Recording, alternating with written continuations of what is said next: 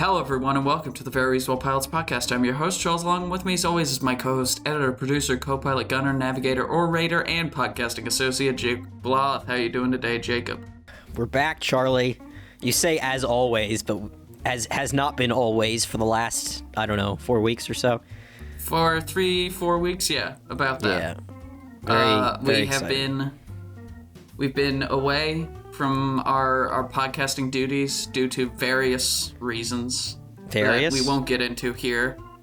Definitely your none of them being my to fault. Get internet in time.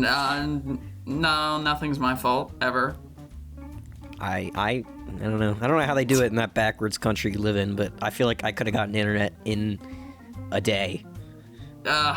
I wish. Here, at least, in the United States of America. In the United States of America, maybe. You could have gotten internet faster than me. Took a while. And then you were gone. I've gotten internet in a day before, right? You just call them, and you go to the store, you pick it up, and then you install it, and then it's done. I tried to do that. They wouldn't work. They had to send a man out here, and he had to get a ladder. He was here for like 4 hours fixing the wires in my flat because they weren't working. It turns out like a mile and a half down the street, there was like a wire that was twisted and not connected properly, and that's why my internet didn't work. It always is nonsense. Ridiculous. I've had that happen before where they're like, they need to send out a guy to like fix the thing because they're like, well, somebody cut the internet wire. I'm like, who the fuck lived here before without internet? Like, how did they not have this? Like, yeah, I don't know. That was my big concern. My big thought was like, who the fuck? Because people lived in this flat like maybe a few weeks before I moved in. How did they not have internet for weeks or years possibly? Like, this is just insane. But whatever. It's nonsense. We're here now. We're ready. We've got internet now, both of us. I have had it. It's for a while now. Yeah. Okay. I have internet now, which is good. It's episode 172. We should have had you record it like a cafe or something. That would have been great. It would have been really difficult, but it would have been great because we would have picked up all of the conversations of people around me, and they would have been much more interesting. Ambiance. It's nice. Oh, you're right. That would have been a problem. Yeah. But it would have been nice ambiance, you know? Mm-hmm. It would have been. You're right. I've listened to a podcast that I listen to. They've been doing it like, they do it like outside in places and stuff. Like they'll do it at like coffee shops. Mm-hmm. And, I mean, it kind of sounds like if I went to a coffee shop and somebody was recording a podcast, I'd be like, well, fuck you, assholes. Yeah. 100%. Don't record a podcast here. But I kind of like the background noise when I'm listening to a podcast. It's nice. You know? It does make you feel like maybe I should add some fake in the room. Noise. Add fake people having conversations. Or we hire real people to talk behind us about things. There you go. Yeah. I can find people. We could probably fit that in the budget. Sit in a room and have inane conversations. Probably. Yeah. Along with the marketing budget for this show. Yep. We could. I think honestly, I think we could probably double the budget. So if you multiply 0 times 2, then yeah, we'll be good. Yeah. Exactly. I have a whole 50 cents here that I'm willing to spend on the podcast. Just need to find somebody that will work for 50 cents for their life. Yeah. I have been thinking about what if I got hats? What if I got hats designed and produced for the show? Wouldn't that be funny? I've actually looked at that too. I was like, I want a VRP hat. I was gonna only get 2, one for you, one for me, but yeah, it would actually be funny if we got a bunch of hats and we just like gave them to people that we know. And just people. We could go to like a Comic-Con and just hand them out. Yeah, that'd be good. Do you think we would be able to blow a ton of money, to, blow $1 million on like hats, a booth, or and not then give a booth, them out, like, and then I want to do yeah, and then everyone's wearing the hats now. It becomes the new like New York Yankees hat. You know, how everyone wears New York Yankees hats in like other countries. Mm-hmm. Yeah, the VRP hat. It's VRP. I think we should do a panel at like Comic-Con or something. Like how to make an unsuccessful podcast. That could be our That could be our That could be panel good. topic. First off, never market ever. Don't tell anyone you're doing the podcast. No. And then spend obscene amounts of time on editing and adding a cool animation for the YouTube. Of course. And some cool little jazz music that plays behind. And boom. It's the same jazz music, and it's great. It's great. It's actually great. us playing the instruments, if you didn't know. It's definitely not from the music library that YouTube has. I wish I knew how to play an instrument. That would be fun. You do. It's your heart. The instrument of my heart. Yeah. All right. You can play on the heartstrings of our viewers with your compelling stories and narratives of not having internet and then having internet. Yeah, we're really procrastinating Good. on the story, aren't we here? I know, it's crazy. I think it's just because we're so out of practice and we never have conversations. In real life. This is the only conversating that we do is on this podcast. Honestly, it really is. You know, we don't really talk besides this, but well, it's just because you live in a different country. But anyway, so I got a couple pitches here that you can select from. Ooh, multiple choice. I'm looking at my folder right now. I see Res Publica season, whatever, 3, I think 4, or something like that. 3? That's not done, so you can't pick that option. Then there's Good Morning Vietnam, which is also not ready yet. So you can't pick that option. And then I have 2 other options which you can pick from, but I was just teasing the other 2. Exciting. So the 2 options you can pick from, I'm only going to give you the titles. You can either pick... and by the way, one of these is not as well put together as the other one. So hopefully...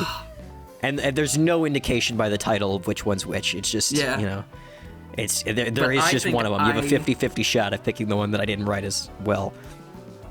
But I think I know you well enough that I'll be able to figure it out by the tenor of your voice when you read the titles out. I could be able to figure out which one is not as well put together.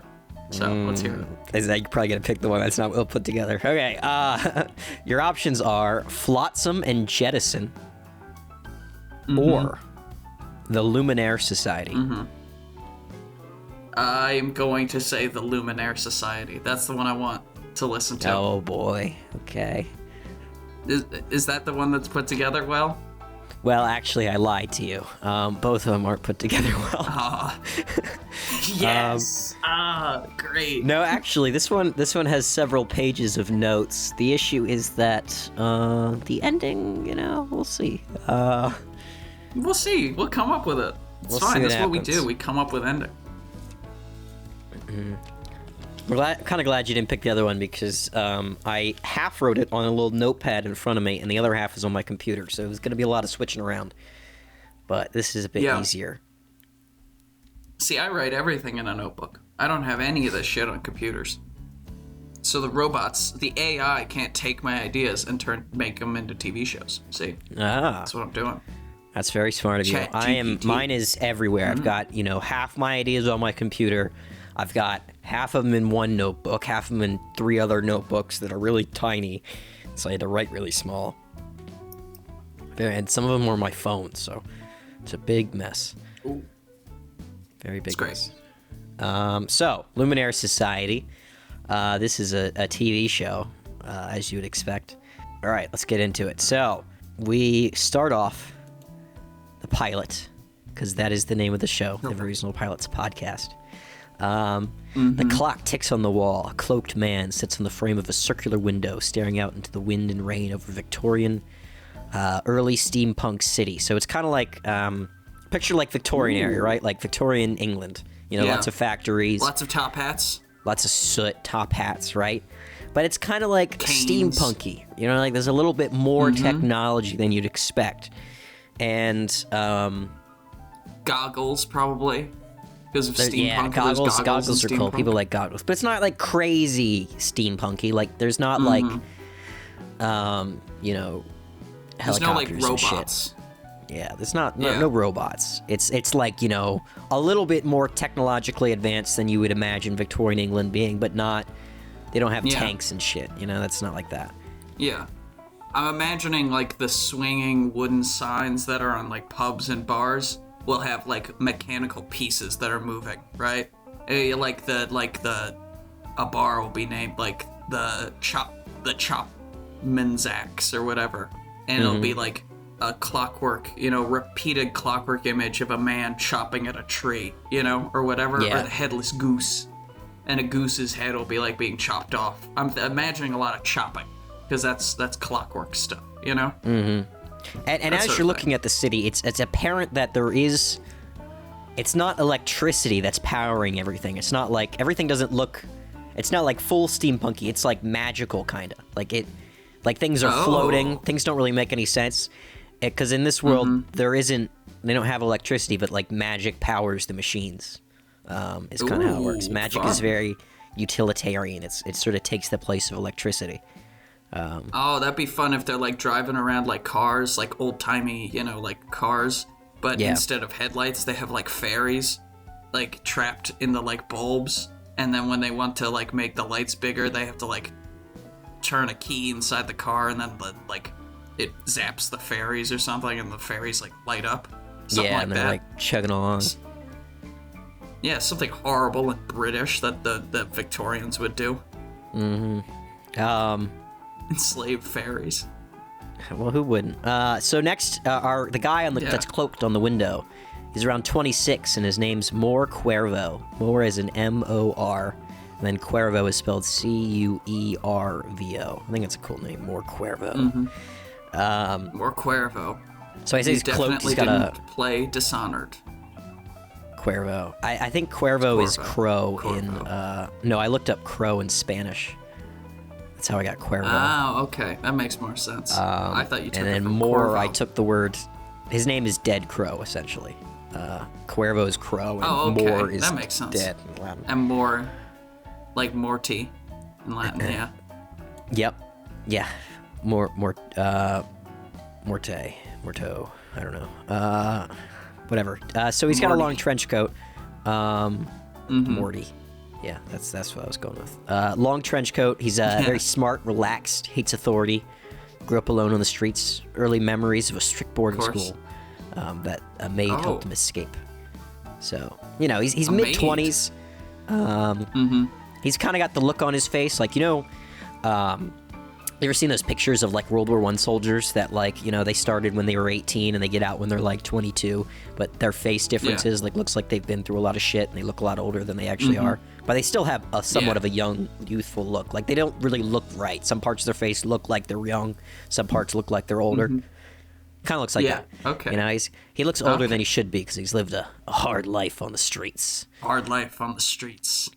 Doing magic, probably. Yeah, well, we'll get there. So, More Cuervo, he's looking out the window in this cool circular window, looking out the city. Like it's one of those windows that kind of like sits out a little bit, so he's like actually on, like he's laying on the glass, so it kind of looks a little dangerous, Like his below him just looks like he's a little dangerous. Yeah. Look at that. Yeah, so he's watching. But he's a crow. Could fly. He's watching a clock as it continues to tick, and it hits 11 p.m. And right as it hits 11, a knock echoes on the door, and in one swift movement, he opens a hatch at the bottom of the window and drops out.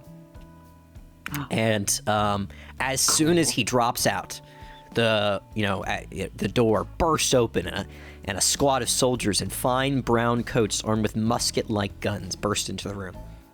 But the muskets So the guns, they probably have, look like little muskets. bulbs Yeah. Yeah. What are you saying? They got like bulbs? switches on the sides.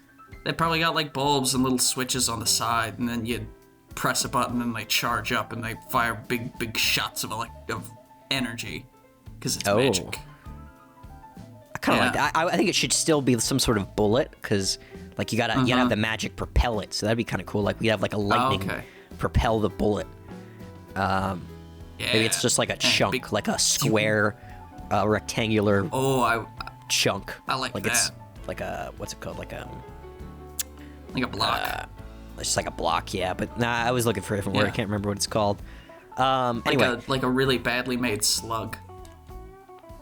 So yeah, but like slug. I think it'd be cool if it was just like a perfectly shaved down cube that it would just shoot out Okay. with the force. But they're rail guns. That's what I was thinking of. Kind of like rail guns.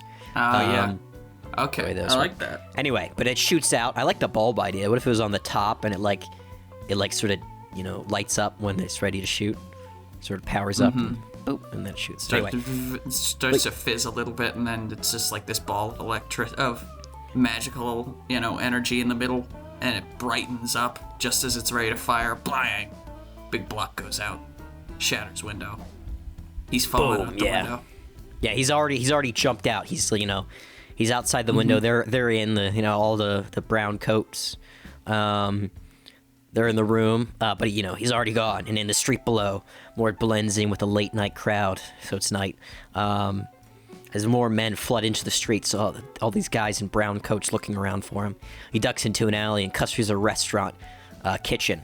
And in the kitchen, there's floating pots spinning around. So we're seeing more magic. Magic. I thought this building was really high up. So he was he was high up and he jumped out. This is kind of like Batman-y, where he might have. We don't really know how he got down. Did he fucking glide down on his coat? But we don't. He did not. He just climbed down quickly. We sort of cut ahead. Okay. But he was probably on the 8th story, and now he's in the bottom. Suddenly. Yeah, I figured he was gonna open up his cloak. His big bellowing black cloak. Open it up as he's falling, and it's gonna transform into a crow and land. Because dead crow. We'll get into it, but just so you know now, he cannot do any magic. He's no magical powers. Okay, he's not a magical boy. But as you'll see in the kitchen, there's floating pots and there's people lighting fire with their hands, they're lighting the grill up with their hands. So in this world, basically everyone can do magic. It's not special. So you got if you're gonna work at a kitchen, part of your resume is gonna be can you do fire magic? Because we need somebody that can light the grill. It's very utilitarian, Yeah. Yeah. Okay. It's like knowing Microsoft Excel. He picks up a box as he's walking because he's trying to blend in, pretend he's a delivery guy walking through this kitchen. And he sets it down and cuts into an alleyway just as a soldier runs to the kitchen. And he runs into a dance club. There's pounding music, wind machines, floating magical lights. The dance club is going to be cool. There's people flying. People are dancing. Yeah. There's multiple levels. It's a very high ceiling, and there's multiple levels of people dancing, but they're floating. Yeah. It's there's zero gravity in there, but people have magic. Maybe there's big wind turbines on the ground, and they're propelling these people to help them float, and then you have all the regular non-dancers milling around looking up at these beautiful ladies, nymphs and sirens and such floating up in the air. I like the turbine thing, and behind the turbine there's things. There's people behind it causing it to spin, workers. Oh yeah, underground. The workers underground doing the manual labor of keeping it spinning. Yeah. With magic, or they just have gremlins pushing it. It's everything in this world is somebody has to be doing the magic. I don't know if you've ever seen any Roman ruins of a palace or something, but they usually have a lower part, which is where the slaves work, and they do the heating and stuff like that, and bring the food up and stuff. And it's like that, except these are all working people, there's just slaves. I have a question about this universe. People. Yeah. So are there non-human species, or is everybody a human? Everyone is are there goblins? a human. I guess there can be goblins if you want, but it's not really important to the story. Okay, that's fine. We can go full fantasy. We cannot. Yeah. I didn't really want to make this a racial divide between where the goblins are the ones that are always behind the walls, Mm-hmm. I don't know if that's what you were thinking. I figure it would be more interesting if it was just people. If it was just different guys and gals. Mm-hmm. That's kind of what I was going with. We might be able to use that because this is kind of late in the world, and we're going to be talking about some of the stuff earlier, and maybe there could be sort of fantasy creatures earlier. But we'll get into it. So picking up where we just were. So he's in the club, floating magical lights, people flying, people dancing. He walks out the front door as he sees a bunch of guards like brown coats burst in. He taps the bouncer on the shoulder, and he's like, hey, that guy in there in the brown coat, he's been grabbing girls on the butt and stuff like that. Like, you should really do something. And the bouncer runs in all angry, and you can hear like a commotion and somebody get hit as our guy runs out. Maybe we see somebody get thrown out a window, like as he's walking out the front door, and he turns the other way as one of the guards gets up after they were thrown out the window and runs back inside to keep up the fight. Yeah, and we see like one guard get fucking like nailed in the face by the like I want to hear a really crunchy punch, I want to see someone get absolutely nailed in the face by this bouncer while he's looking for Cuervo. Yeah. All his teeth are gone. He spits them all out. So, so he's on the street now, just left the club. Homeless kid is doing magic tricks. He's like juggling fireballs for money. Moore gives him a few bucks and then ducks into an alley when he sees a cop coming down the street. And the cop accosts the kid for doing dangerous magic in the street. He's like, you can't be throwing fireballs around here. It's not like that serious. Like it's kind of like the kid was like, skateboarding or something when there's like a no skateboarding sign. Like the cop isn't gonna arrest the kid. He's like, hey, you can't be doing that, you stupid kid. He points to the sign that says like no pyrotechnics or no pyrokinesis or whatever we call it, and it's like, don't you know how to read? And the kid's like, no sir, I never learned. I only know how to do this. And then he lights the cop's shoes on fire and runs away. So the kid does run away. Maybe he does. I like that. So he lights the cop's shoes on fire and runs away, and the cop like sort of like feigns a chase, but he's like kind of lazy and just sort of waves it off. And I was gonna have him light a smoke, but if the kid lit his shoe on fire, I think it'd be funny if the cop takes off his shoe and uses it to light up his cigarette. That'd be great. He just like, or maybe he like pulls it up to his, like he leans on a wall and like pulls his foot up to his mouth to like light the cigarette, and then he stamps the shoe down on the floor until the fire goes out. I like that a lot. That's nice. Very, very carefree, very, nice. Yeah. So the cop lights his smoke, and he sort of just leans against the wall. When more soldiers with the muskets, the brown coats. I keep saying soldiers. They're more like, soldiers would have like armor and shit on there. They're just like secret police is what I'm getting. They look like agents or something. They all have the same leather coat on and these muskets. Still looking for more Cuervo. The cop stumbles and drops his cigarette when he sees them, so it's apparent the cop does not, like, he's surprised seeing people with guns, and he does not know these guys, and he yells and he reaches for his pistol as they're talking, or as they're running down the street, and is instantly shot in the head, like fucking just blown off and dies. Oh man, I was sure that the cop was gonna be like, it was gonna be more of a comedic scene where the cop, like, he sees these guys and he knows that they're like higher ranking than him, so he like, quickly like puts a cigarette in it, like the lit cigarette into his pocket, like puts his hand behind his back as they walk by, and one of the like guys comes up to him and gives him a stink eye, and he's trying not to look nervous because his leg is burning because he's got a lit cigarette in his pocket or something like that. That's kind of funny. But he gets his face blown off with a crazy like block musket, which I also like. It's apparent that these guys are not government; they're something else. Whoever they are after paramilitary. Like maybe there's some sort of gang or something, So when the cop gets shot, and more like, he sort of stumbles from the sudden, like he flinches from the sudden, brutal murder of this cop, and he's hit with some of the blood. And he steps backward and he steps on like a cup or something, and it makes a big noise. And the soldiers hear and they chase him, and he climbs up a fire escape onto a rooftop.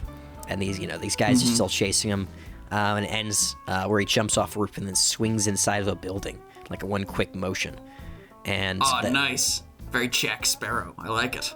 Yeah, and so, like he doesn't jump off the roof into a building. Like he jumps off, but before he like leaves like the ledge, he grabs onto like an awning and uses it to like slip into the building. So it's his way of sort of losing them, because now he's in the building and they think he's like continued down the street.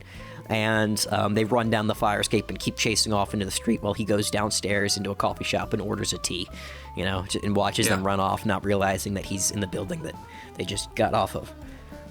Yeah. I like how this has been almost completely silent so far. Like, the main character has said almost nothing, if anything at all, because you could easily do the, like, he talks to the bouncer, but we don't hear what he says, and maybe he just, makes a hand motion or something, and then the bouncer goes over and grumbles. I like that a lot, Very good. I like kind of, it's cool. Very, because, I like doing because this is a whole world, and it's kind of fun to do, like, a very non-descriptive like, where you don't have to explain the whole world. Every show that does, like, a fantasy show is, like, 10 minutes of exposition in the beginning. Yeah. Anyway, so he's sitting in a booth, hanging out, having a tea. It's nice. Very, very, very chill, relaxed, as he's watching the soldiers in the streets. And eventually, he has his tea. He gets up, goes out in the street, sees the soldiers are still out there. Sort of like, he's nice surprised by this, and he curses under his breath. And, but as he's watching, he's kind of confused because it's clear they're not after him anymore. He sees them break into a house, and he sees a little girl, as they break into the house, like on the third-story window, a little girl climbs out the window. And he has like a very sudden flashback to another little girl, someone in his childhood. It's his sister. But, it's not, we don't know that for sure. We don't know that yet. We learned that in episode 6. Well, I'm never going to explicitly, you can kind of just assume it's his sister. Like, he's a kid in this little quick flashback, and he sees, like, his sister. And he kind of sees her in this little girl that's climbing out the window very suddenly. And she's climbing out the window, and she does so quickly that the soldiers are bewildered. And Cuervo's... He's kind of confused, but he's smiling at how clever this girl is because she like just avoided them by hopping out the window. And the soldiers are in the house now, and she's on the street, and she goes up to a young couple, and she says something about like, oh, I can't find my mom. Can you help me find my mom?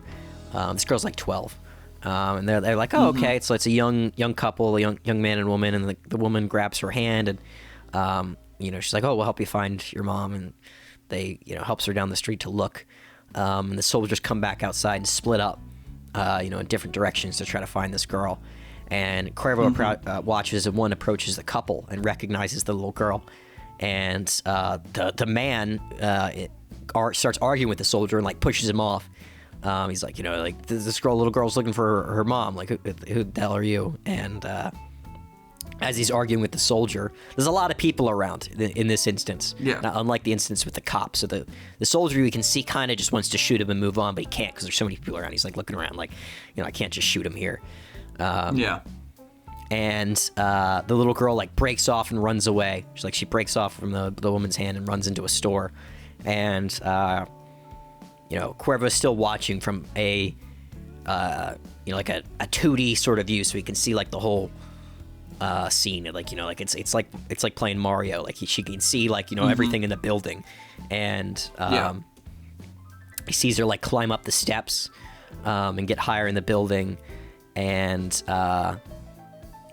she climbs up through the shop and into a bedroom, knocking stuff over as the soldier comes up and chases her. The soldier, by the way, just like hit the guy and ran off to her.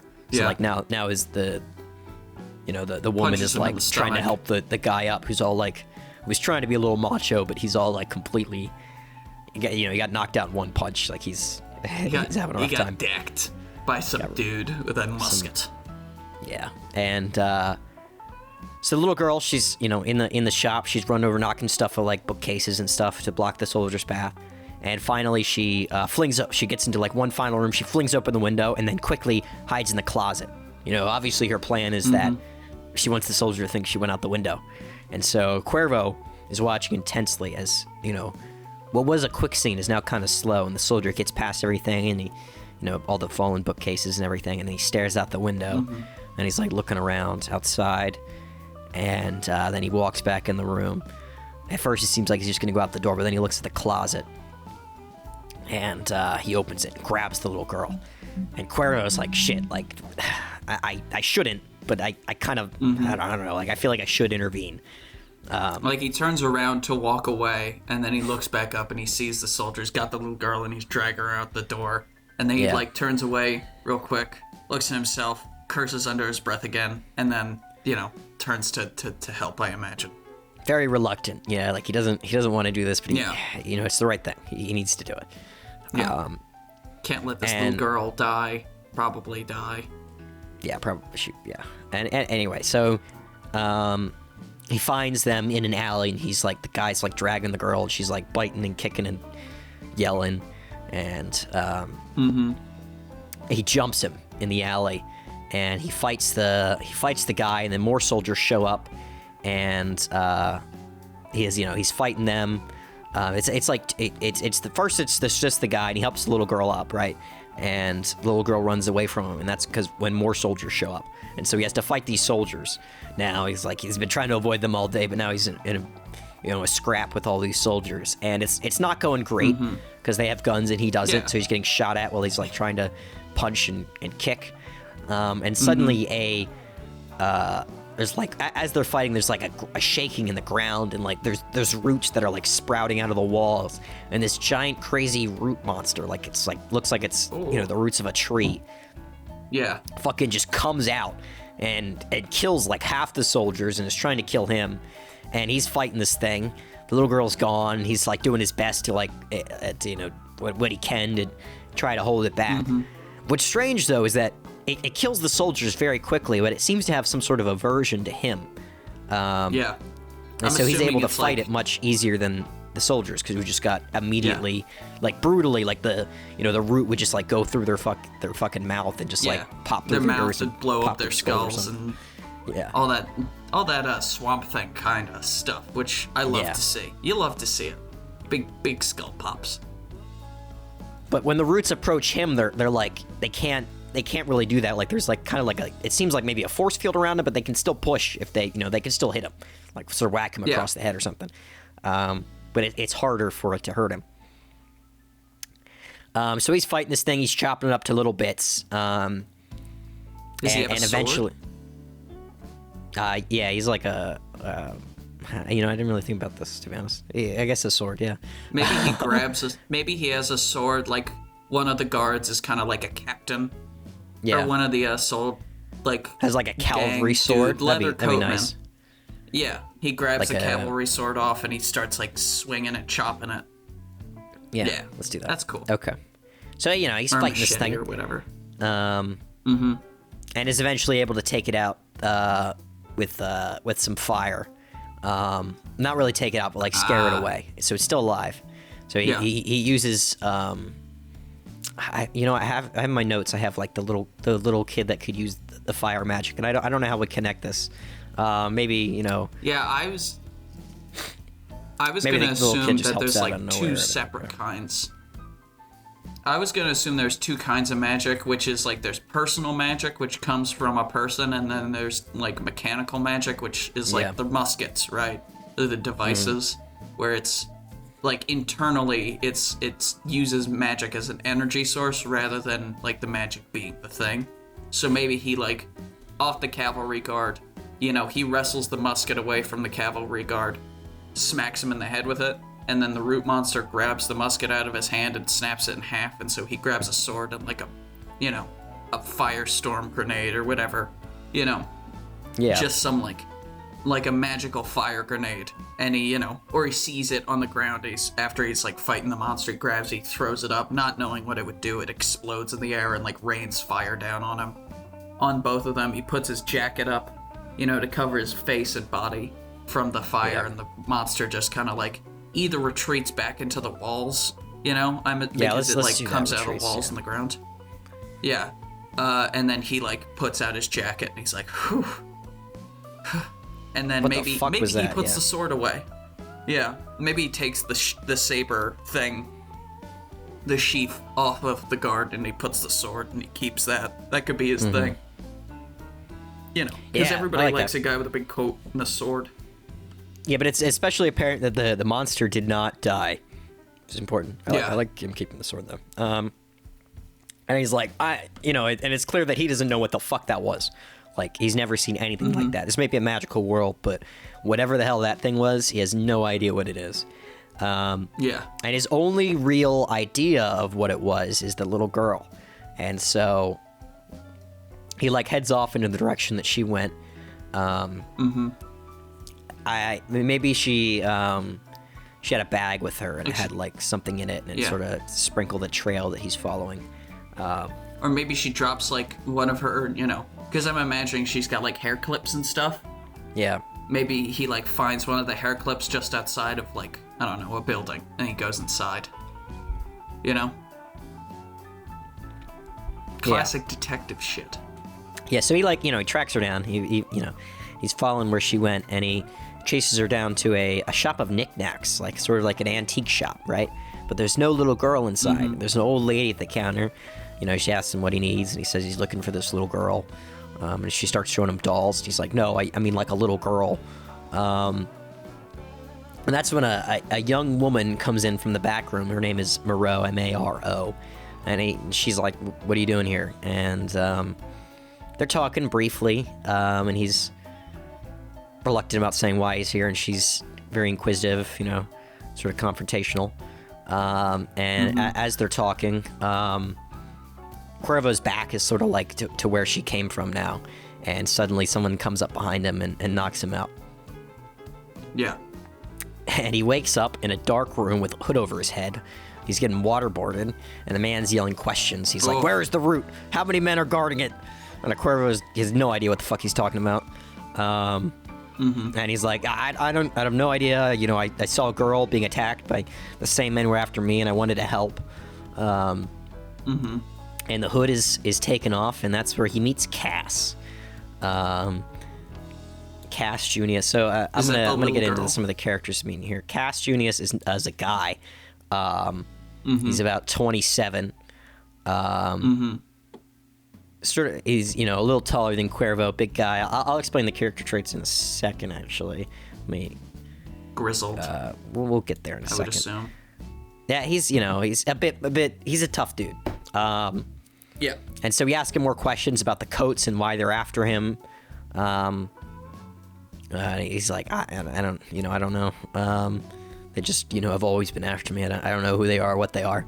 They're just these soldier dudes that have just been trying to get me since I've been young. I don't know. Maybe it's because I did something. I thought it was because, like, he thinks it was because some crime he committed or like some trespass against some gang or something. Yeah. And a female voice yells for Cass to stop, and it's Moreau, the girl he was talking to before in the when he first walked into the knick-knack shop. She yells for him to stop, and he's like, he's not with them, he's one of us, else the door would have gotten him, which we don't really understand what the hell that means at this point.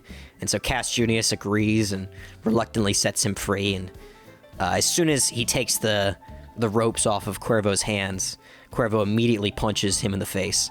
He just got waterboarded and demanded questions of for a couple minutes, and he's not too enthused about that. And so they get into a brawl. Cuervo's trying to beat the shit out of him. As you do. Cass, by the way, I forgot to mention this, before he gets punched by Cuervo, has a black eye. He already was doing pretty poorly, and now he's getting the shit kicked out of him. And but as it starts off very much Cuervo is winning the fight, and then Cass is turning it around when Moreau steps in and breaks them up. And she explains, like, hey, they're on, we're on the same side. We're all being chased by the coats, the brown coats, as we're gonna call them. And she's like, we might be able to help you keep you safe. And Cuervo jokes about Cass's black eye. He's like, look how good that's going for you.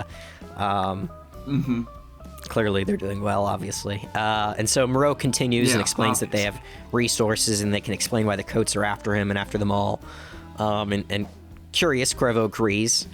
And Cass walks away to get cleaned up. And Moreau, she shows him around. Shows Cuervo around the headquarters.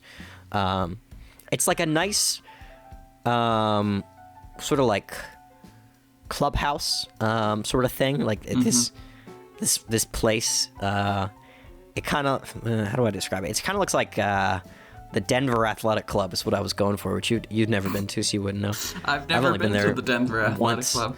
But it kind of looks like a pub. I would go with, like a pub with there's like pool tables, but also there's like bedrooms and rooms and stuff, and there's like sort of like a meeting room. Yeah, like an inn pub sort of situation. Lots of wood, lots of nice carpet, lots of stuff around the walls and books. So she helps him get cleaned up and shows him his quarters while he's there, and he sees the little girl come by, and she introduces herself. Her name is Annalise Sarah, and he smiles, and for a brief moment he kind of thinks she looks like his sister, and like he's looking at her, and the scenery around him. It looks when it goes to the flashback of his sister, it's like the exact same shot as when he's looking at her there, except all the scenery changes. So it looks like the same layout of the room, but suddenly it looks like a concrete prison, but it's the same layout.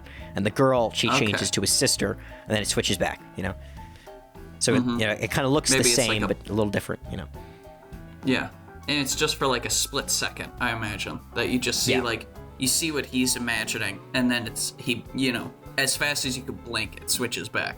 Yeah. And, so she brings him to the main meeting room where a large fire burns in an ancient bronze bowl. And there the old lady that, he met at the front of the store comes and, she's like, you can call me grandmother, and welcome to the Luminaire Society. Roll credits. Oh, roll credits. So, she explains that their mission, wait, is this in episode 2 or is this episode 1 still? This is episode 1 still. Okay. She explains that their mission, which she calls, what she thinks sounds bullshit, is to defeat the Root. And, he's trying to, and she explains that, like, but we can have some cool, like, visual showing of this as she's explaining. I'm imagining it's like an animation, like paper mache sort of, or like stop motion, fun animated explanation. Yeah, you know how sometimes in movies or TV shows they like when someone's explaining something, you actually kind of see a representation of it. So that's basically this moment. Like in Hellboy 2, the Golden Army, when they explain the history of the Golden Army, it's like a fun 3D animated thing. Yeah, it'll be that. We'll do that. All right. So she's explaining, and basically, what she's saying is that, like, every time somebody uses magic, it sort of like leaves a residue, right? And this residue is almost completely imperceivable, but it goes into the soil, and it slowly drips down, and it's visually represented as like a black sludge in this, and like we can see this black sludge is like everyone's using magic in the upper world, like to power their cars or their trains or to make fire or whatever, and it leaves this residue that seeps into the ground, and it all bubbles into the same place in the pits of the world, and it spawns these root monsters, and like it spawns like this. It centers around this like this great root in the center, which is it's sort of sprouting a tree kind of, and it's like it's all the evil, all the remaining residue of magic is just like pulled in this one place. And she explains that like over time more of these monsters will show up, and eventually it will destroy the whole world, and we have to use the eternal fire to destroy it. And he's kind of confused in how this relates to him, and she explains that she'll bring him outside to the front door of the shop, and she calls for someone out in the street to come in, and she brings him to right in front of the door, tells him not to go in, and she starts explaining all this stuff, and the person's like, what the hell are you talking about? Like, this is all so crazy. Like, what do you mean, like, the whole world is a root monster and all this, and blah, blah, blah. And then she tells him to come into the shop, and as soon as they walk in, they forget everything she just said. It's like like a mind wipe spell. It's like Men in Black, kind of. And they're all confused, and they're like, where am I? And she's like, you accidentally wandered in here. He's like, oh, okay. And then he just walks out. And she explains to him that, like, you know, haven't you noticed that you have some sort of, you have a unique anti-magic disposition. Like, magic doesn't quite work with you. It's why, like, you know, you can't do magic. It's why you're not as affected when someone, you know, hits you with fire or something like that. Like, magic is repulsed from you. You're magic phobic, you know, like a stoic. That's why when you walked in the shop, the spell didn't work on you, and it's why, you know, like you and the others that we hear, you know, the Syrah or Annalise Syrah, the Moreau, and Cass Junius. What is Moreau's last name? I completely forgot. Moreau Virgile. It's, you know, all of you have this power. Oh, I like that. And that's why, like, we need you to. You're the only ones that are able to handle this root and defeat it. And you know, you're descendants of these people that have been doing it for generations. Like your ancestors, every 1,000 years have had to fight this monster, and you know, it's your turn to, you know, it's back and you need to do it. He's like, this is a lot to take in. You know, this is a whole lot of things. He's a little reluctant, but he decides to stay for now. He needs a warm place to sleep. And he's like, fine, you know, this is crazy. I don't believe any of this. But on the off chance you're right, for free, you know, take it. Free bed, and if you're right, you know, I might as well. And you know, they're right about some things. Like the root monster he fought earlier was pretty fucked up, and you know, he has always had this anti-magic disposition that he's never quite understood. But he's always kind of took it as a disability. You know, like he can't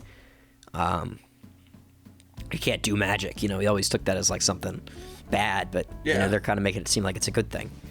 All right, we're running pretty long here, so I'm gonna rush through. I was gonna say my other episodes, which I still have a lot, so we'll see. Episode 2. You could say that this could be another two-parter. We could do that if you want. Maybe you may do another, maybe 2 episodes. Yeah, we'll do see. 2 you know episodes. What? We'll see how long. We'll see how long I go here. When I explain the next ones, I might be able to pump this out. We'll see. Yeah, of course. So, episode 2. Let's go for it, baby. A group of monks and merchants and men at arms. So it seems like we're farther back in time here. We're in a chapel, in a canaled city. So a city with canals, like, I don't know, like Venice or something. Like, looks like Venice, that. Amsterdam. It isn't literally Venice or Amsterdam. Yeah. That's good. So they're performing like a symbolic, sophisticated ceremony. When I say symbolic, so it's kind of like, it's not like a ceremony that, like, you know, they're like, you know, chopping up someone and stuff like that. Like, this is very, you know, ritualized. It's like going to a Catholic mass now.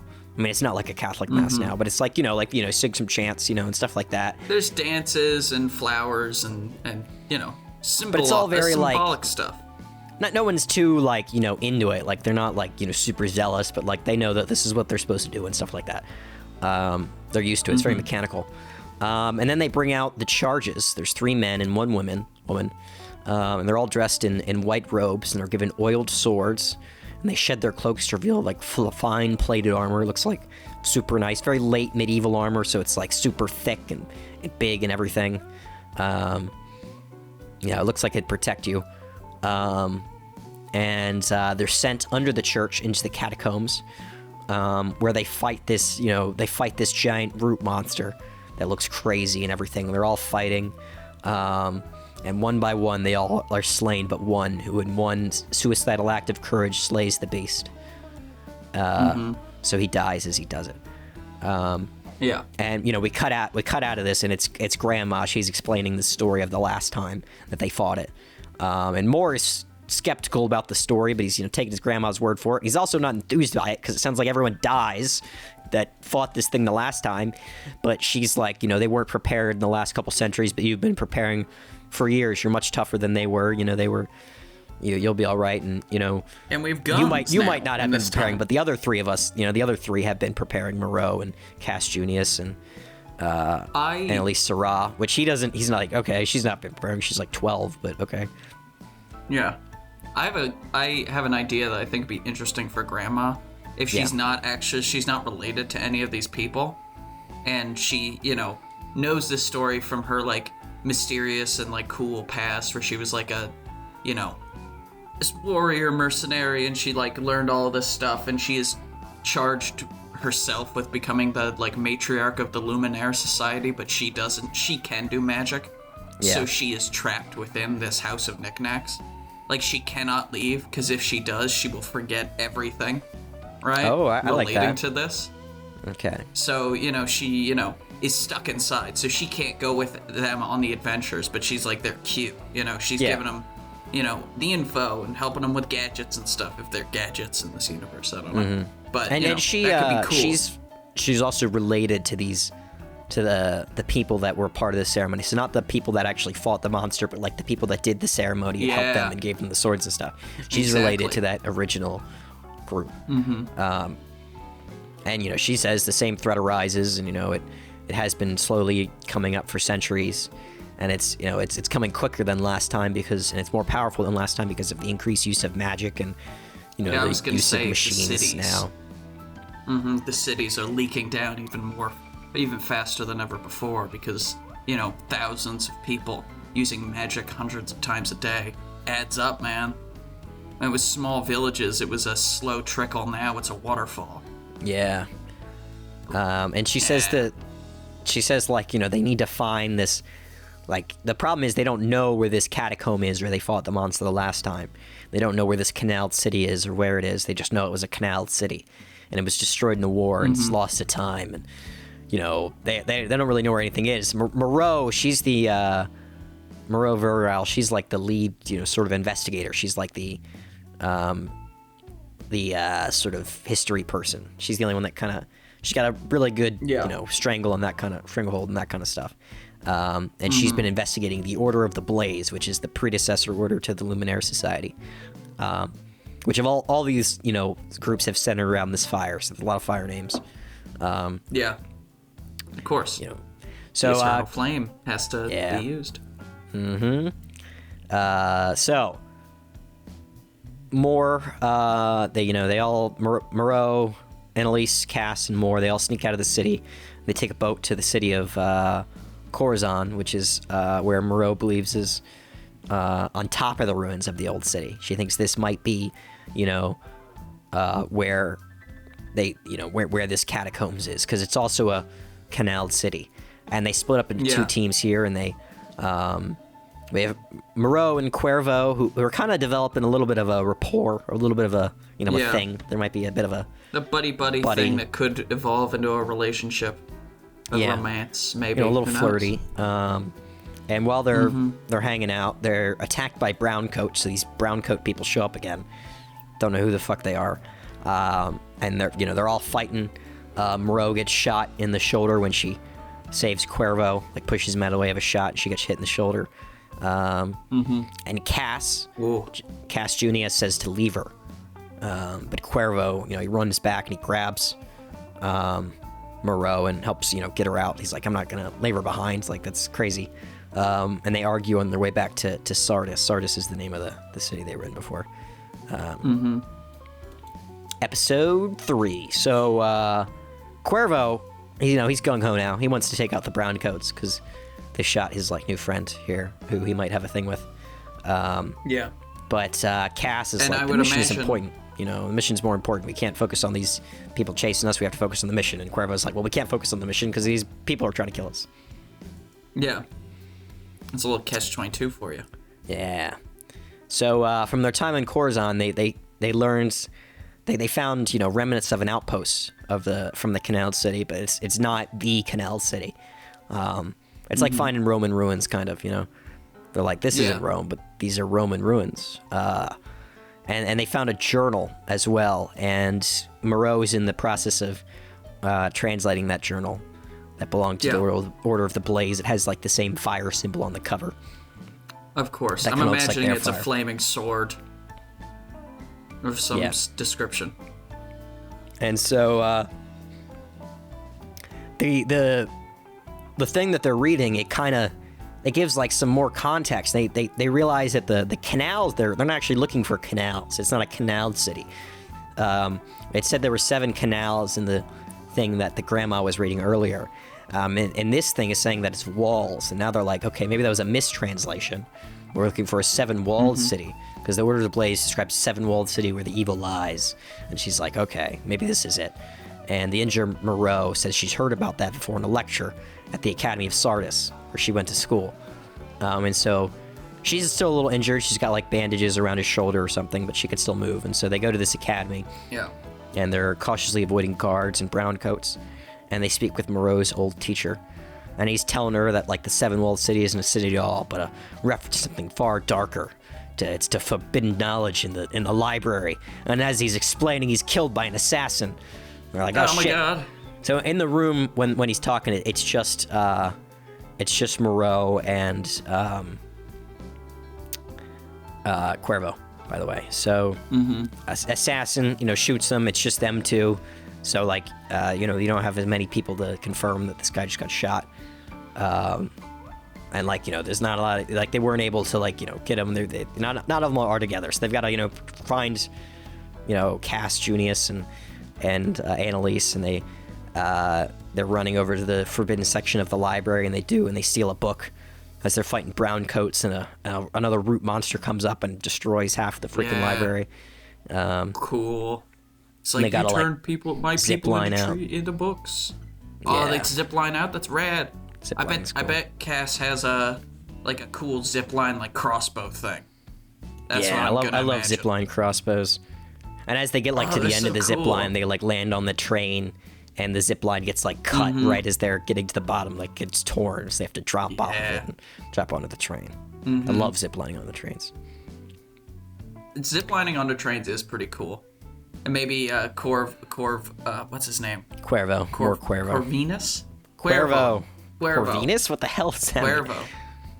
That's from a different. It's from a movie. Don't worry about it. Cuervo is like he's the last to go, and he like falls, and then Mora like grabs him with her fucked up arm, and she's like in pain, and it starts to bleed again. Yeah. As she pulls him up, and then Yeah, I like that. And as she's doing it, she loses the book, but it's caught by Cass, and so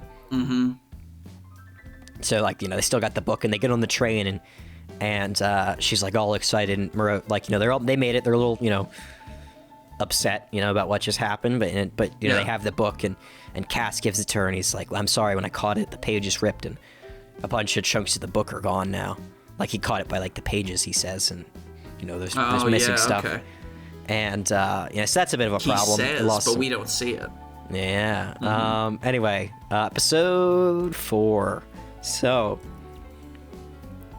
back at the lodge, from the pages that have been saved by Cass, the ones that are remaining, they're able to discern that this goes back farther than they anticipated. So the Order of the Blaze referred to an old seven-walled city as, it's not seven-walled city, it's an ancient chamber, a seven-walled chamber of their predecessors, the Brotherhood of Light. So it goes the Luminaire Society, the Order of the Blaze, the Brotherhood of Light. So this goes farther back than they really anticipated.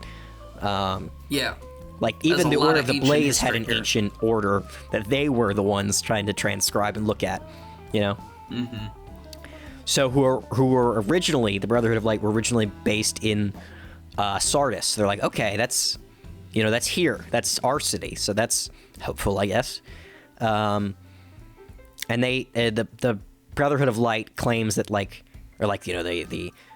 the Order of the Blaze, when they're looking at the Brotherhood of Light stuff, they're like saying, like, it seems like the light actually spoke to them, the flame, and they were all shown a vision, like they had like, they were able to speak with the thing, and they had like and we're gonna see this visually too, like we're gonna see like a fanciful group of knights around a round table. So before it was like a ceremony that was like involved people that weren't really into it. It was sort of like late medieval ages, but this is like prime. This is like King Arthur ages. All these glittering knights. There's a huge round table, and in the middle is this like enormous blazing fire. That's being stoked by the people underneath the floor. And the knights are all there, and they're jolly and happy, and they've all got big swords. It's very like Lord of the Rings, no girls allowed. Big halls and Minas Tirith-ish. E. I don't know. So a fanciful group of knights around the table, and they anoint 4 members, one of which the leader called Junium, to battle, and they cry and they kiss their wives before they head out to battle. So it kind of seems like they know they're going to die. And before charging, they're given death rites by a priest. And then they look at the flame and say they'll be joining it soon. And like they're reading this from the book, and we're seeing it visually. I mean, Cuervo is like, what the fuck is going on here? Like, this is what? So these guys all died too? Like this? Like how are we supposed to expect it to survive? When this everyone doesn't seem like a good place to be. It doesn't seem like a good plan. Destiny. Like, yeah. And Cass is, he's all gung-ho about this. He's like, we can use this, and he presses Moreau to try to figure something out. And... So, I'm gonna skip ahead to the end now because we're getting kind of late. So, they keep searching. They keep trying to find, like, what this place is. Eventually, they reach this old church, which is where they've been trying to get to the whole time, This is where the Brotherhood of Light was. This is where the Order of the Flame was. They went through a bunch of trials and tribulations to get here, but they finally reached the church. They fought a lot of root monsters. They've succeeded in finally killing one, by all working together and not using magic against it, just by, like, fighting it with swords. They find... and they find some of the oil that the people put on their swords in that original explanation. So like that, this oil, whatever, it has the same sort of properties that they have, and so they're kind of feeling more confident about taking on the root monster, and like this evil at the center of the earth or whatever that is made up of all the junk magic. And so they reach this old church, and they find that they finally have to fight the beast. And Moreau and Annalise are outside guarding the entrance while Cass and Cuervo are going inside to sort of, explore a little bit before they actually all commit. And inside, from the writings on the wall, Cuervo learns about the original, the first. So they've been finding all these societies that, like, have been, leading up to this thing of, like, they're realizing how early on this whole myth of fighting this root monster began.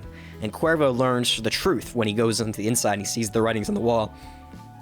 And he finds out the first ever people that fought this thing were not heroes going to fight it.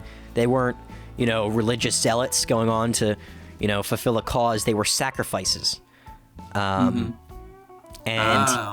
he sees that they were sacrificed to stop the beast and reignite the flame. And it sort of like cursed their bloodline so that for the rest of their lines, they would no longer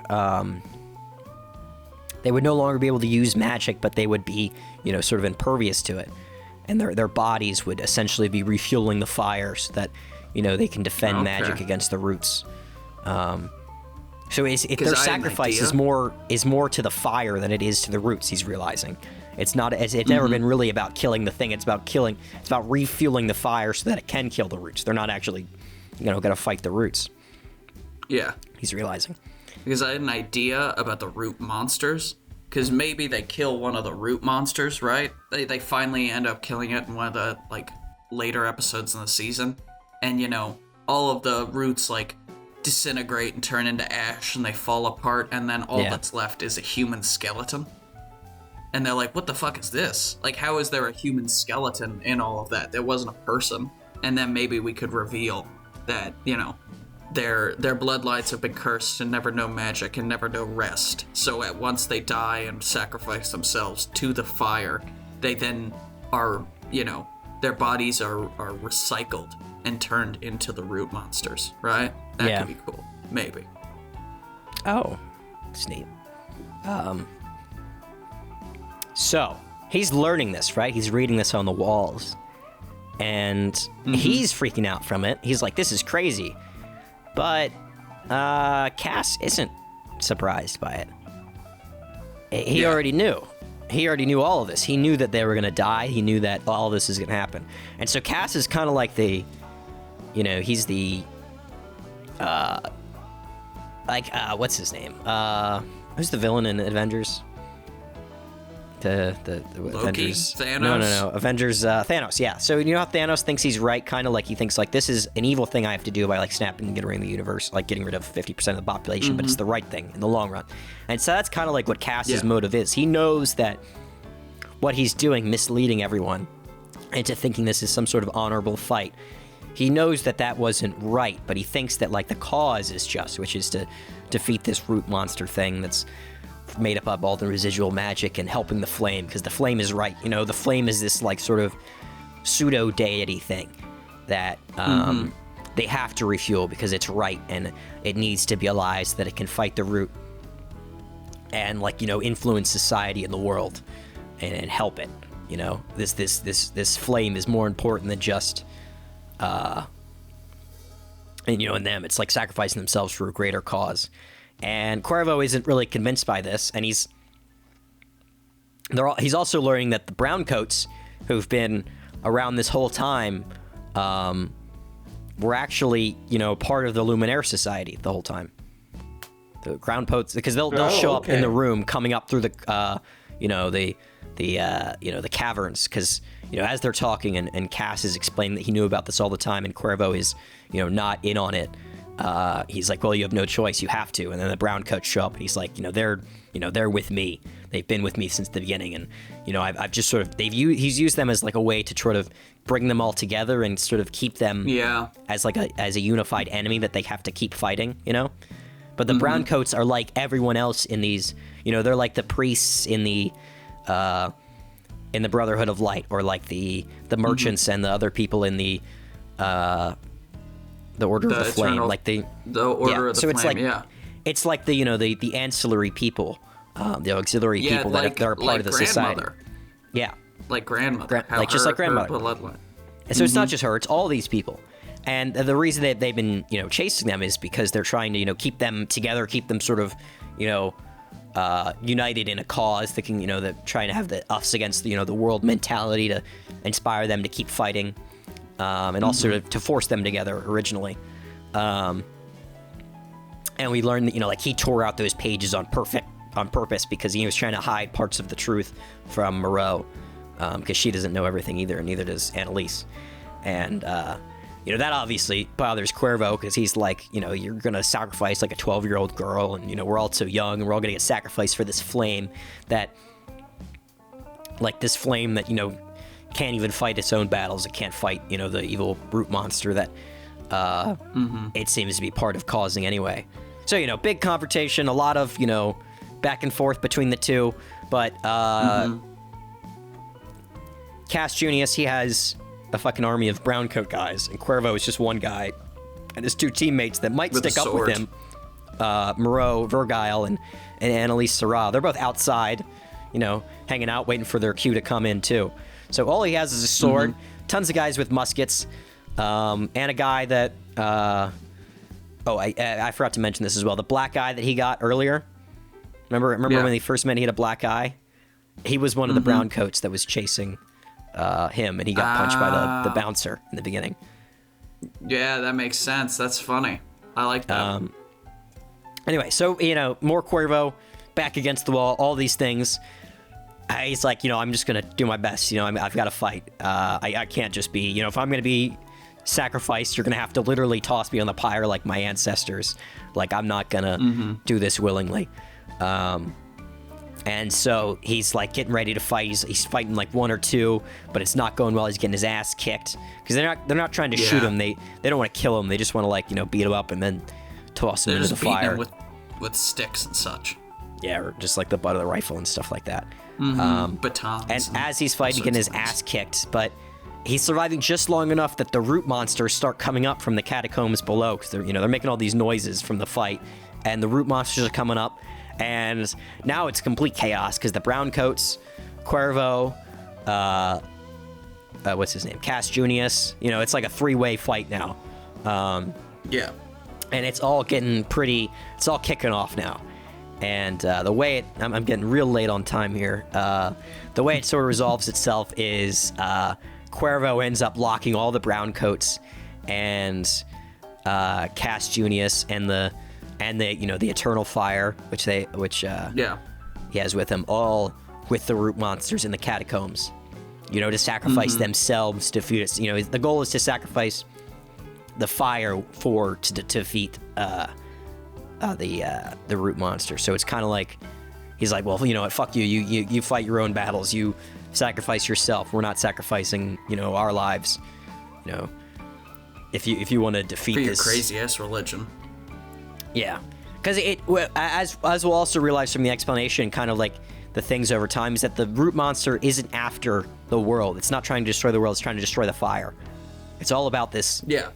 It's like the dichotomy between them two. It's never been about the world. It's always been about this like pseudo deity trying to stay alive.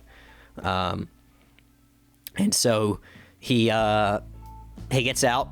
Cuervo gets out of the thing. He shuts the temple. It's like falling apart. He escapes, and Moreau and Annalise are outside, and they're like, "What the hell happened?" And he just tells them that Cass, he was a hero. He killed the monster by himself, defeated it, and saved us all. And they say killed it forever, and we're fine now. It's all okay. And they we're all okay. Set off. He's trying to. It's kind of like the ending. I was kind of go for like an ending like The Dark Knight, where it's like he lies and says that Harvey Dent was a hero. Mm-hmm. Yeah, exactly. So to keep everyone from asking too many questions, because maybe Cass developed a good a relationship with the little girl, and maybe if he tells the little girl the truth, the only older brother / father figure that she's ever known, she will find out. Yeah, it turns out he was a monster that wanted to sacrifice her. Yeah, the only reason that he cared about her was because of her blood, and so he could kill her in beautiful service of his god or whatever. And it's he's been that'd fuck a kid up. A long time, friend of Moreau as well, and this is someone that really matters to them, and it's like they almost wouldn't believe it, and Cuervo kind of feels bad. He feels like Cass Junius has been manipulated his whole life. And he doesn't want, him to be remembered as this guy that was just, consumed by something he didn't understand. Yeah. He's, also kind of manipulated by the fire. The fire has been, sort of pushing him towards this. So it's not, it's not all him. I would imagine that grandmother, right, found Cass and raised Cass and then found the others slowly, because she's the main agent, right? So maybe they go back to at the end and the little girl and Moreau go down, and Cuervo, really, so just call him more helps. More works. Yeah. Cuervo, locks the door behind them, and you can tell she's really surprised that they're alive, and he's like, I know the truth. And, he threatens her. And, she backs up, she walks backwards, and she doesn't want to die, and then, he pushes her out the door. And, wipes her memory of everything. Oh, I like that. And then she's got, That's good. Yeah, and then maybe, it could be, there's a Doctor Who episode that kind of ends like this, and maybe she's got, the memory of, a 15-year-old girl. That's when she started. That's when she entered the knick-knack shop and found all this out. And then there's this 80-year-old woman. Yeah, there's this 80-year-old woman who's just wandering around the streets thinking that she's a child, Yeah. That could be kind of a dark, fucked up ending. That's it kind of gets what she deserves, but also you feel bad for her because she was also, taken advantage of by this god. Yeah, I liked it. The Luminaire Society. The Luminaire Society. I had to skip some stuff. Pretty good. So there's a lot of rushed explanation at the end to explain, because it all kinds of builds up to that. It's not like a bunch of exposition gets dropped at the end. It's all kind of going to that, and it's a big reveal. This is how it all connects. Mm-hmm. Yeah, but I kind of want. It's I like the thing that they were fighting for was evil all along. Find it out right at the end. Boom. Get out. Pretend Harvey Dent sort of ending. Love it. Yeah, love it. Big fan. I think a strong first episode back from our strong hiatus. Return. You think? I kind of felt like for the return you should have picked the other show, because it was a space adventure show, which is our bread and butter. I've got a space adventure show for next week. Oh, so you do? You'll so just we'll have our bread and butter. Yeah. All right. Exactly. Oh shit, that means I can't pitch my show the week after that, because then we're gonna have 2 Space Adventure shows in a row. I do literally have, like, at the top of the page, Space Dash Adventure Show. You do? The Journey into Oblivion. Do you have a title? Or is that the title? That's the title. The Journey into Oblivion? Or is it Space Adventure Show, The Journey into Oblivion? Doesn't, no, it's not there's no colon, it's just The Journey into Oblivion.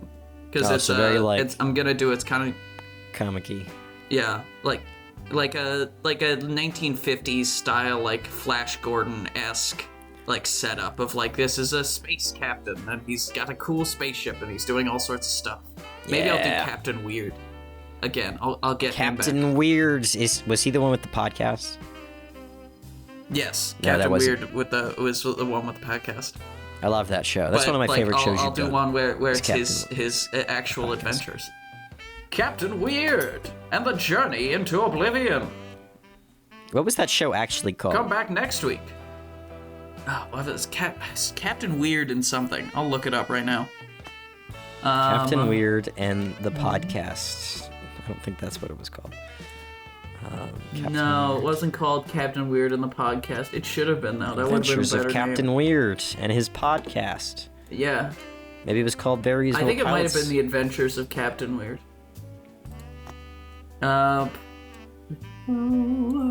Let's look, because it was like episode like 100. Yeah, I think it was pre-100. So, Captain Weird, Space Hero of Tomorrow is the name of it. I like it. Yeah. Space Hero of Tomorrow. Good title. Mm-hmm. Space Hero of Tomorrow. Great show. Yeah, maybe it'll be Captain Weird. I like more Captain That was a good one. He was a cool hero. I liked him having the villain on his podcast. Yeah. You know what? I'll re-listen to Captain Weird, Space Hero of Tomorrow, and then I'll add... Yeah. No. No script for this. A lot of work. Yeah. Yeah. It's just, I came up with... Script reading of Captain Weird, Space Hero of Tomorrow, next episode. So get everyone to get excited for that, because that's what Charlie's doing. Oh, yeah. Whole script. You'll write it by next week. That's what we'll have. All right. A season's worth. Not even a pilot. A whole season's worth of Captain Weird, Space Hero Tomorrow. Yeah. Captain Weird and the Journey into Oblivion. There. That's the title of the show for next week. Yep. Love it. All right. We got to go. This has been too long. Yeah. It has. It has been too long, Jake.